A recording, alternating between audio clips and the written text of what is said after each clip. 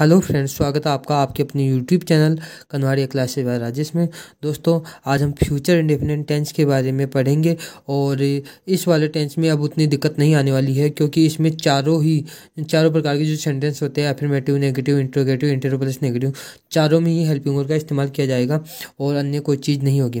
दोस्तों, किसी भी टेंस के सेंटेंस को हम करते हैं तो सबसे पहले हमें उसे पहचानना होगा कि ये कौन से टेंस का है। तो पहचान के लिए इसमें गागेगी, अगर सेंटेंस में आपको गागेगी नजर आए तो आप समझ जाना कि ये कौन सा होगा, फ्यूचर इंडेफिनिट टेंस का होगा। अब ये हो गई पहचान। अब पहचान के तुरंत बाद में हमें पता होना चाहिए कि इसकी हेल्पिंग वर्ब क्या होगी। तो इस वाले टेंस की हेल्पिंग वर्ब होगी विल और शैल। विल और सेल, ये दोनों हेल्पिंग वर्ब रहेगी। अब विल का इस्तेमाल कहाँ पे करेंगे, सेल का इस्तेमाल कहाँ पे करेंगे, दोनों का एक साथ तो कर नहीं सकते।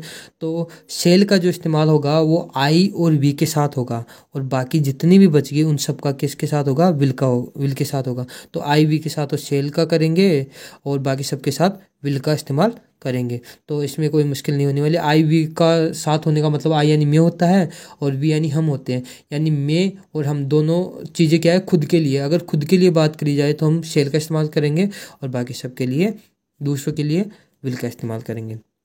तो एग्जाम्पल देखते हैं दोस्तों। मैं क्रिकेट खेलूँगा। तो इसमें इसका बनाएंगे। सबसे पहले हम सब्जेक्ट लेते हैं। सब्जेक्ट हमने लिया मैं का हमने लिख दिया आई। अब खेल लूँ। अब हम क्या करते हैं, जैसे मैंने आपको बताया था कि सब्जेक्ट लिखने के बाद में हमें उल्टा चलना है। उल्टा चलेंगे तो लास्ट में जाके हमें देखनी है पहचान।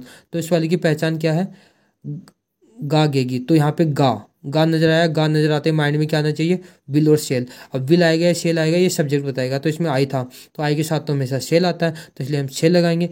आई सेल, गा के लिए सेल लगा दिया। आगे बढ़ते खेलना। खेलने के लिए हम क्या लगाएंगे, प्ले। ओके, आगे बढ़ते वर्ब की फर्स्ट फॉर्म आती है इसमें। आगे बढ़ते, आगे है क्रिकेट, तो क्रिकेट के लिए हम क्रिकेट लगा दिए। तो आई शैल प्ले क्रिकेट।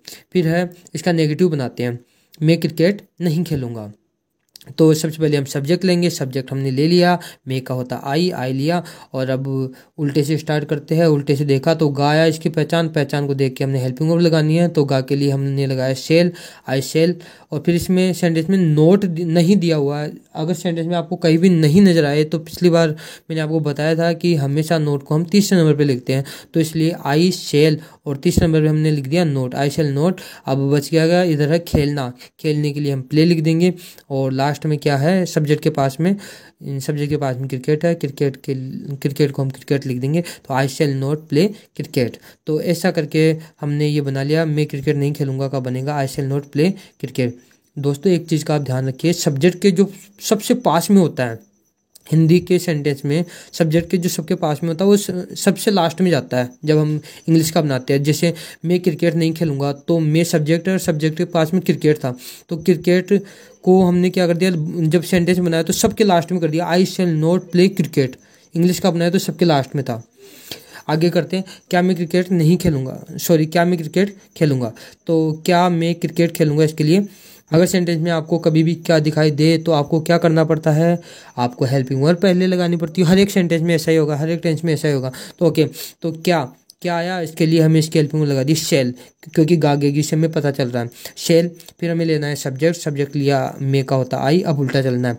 अब उल्टा चले तो लास्ट में आया गा, खेलूंगा। तो गा से पता चला इसकी हेल्पिंग वर्ब है, मतलब इसकी हेल्पिंग वर्ब विल या शेल होगी। शेल हमने लगा दी। चलिए आगे बढ़ते हैं, खेलना। खेलने के लिए हमने प्ले कर दिया। ओके, आगे बढ़ते हैं क्रिकेट। तो क्रिकेट को हमने क्रिकेट लिख दिया। तो शेल आई प्ले क्रिकेट और क्वेश्चन मार्क।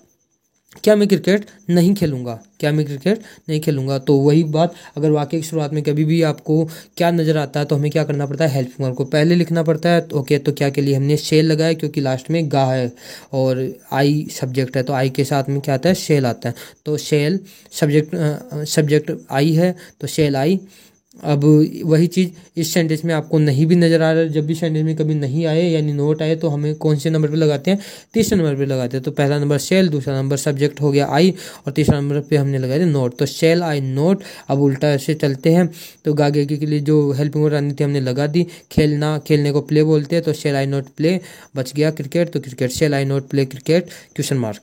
तो दोस्तों, इस प्रकार से आप फ्यूचर इंडेफिनिट टेंस को बड़ी ही आसानी से कर पाएंगे। अगर आई और वी है तो आप शेल लगा देना, अगर आई और वी के अलावा है तो आप विल लगा देना। इसके अलावा कोई दिक्कत नहीं है इसमें। तो कैसा लगा आपको वीडियो, अगर अच्छा लगा तो लाइक कीजिए, शेयर कीजिए और अगर आप नए हैं तो चैनल को सब्सक्राइब कीजिए। हंसते रहिए, मुस्कुराते रहिए, लगे रहिए अपनी स्ट्रीम में। Bye friends.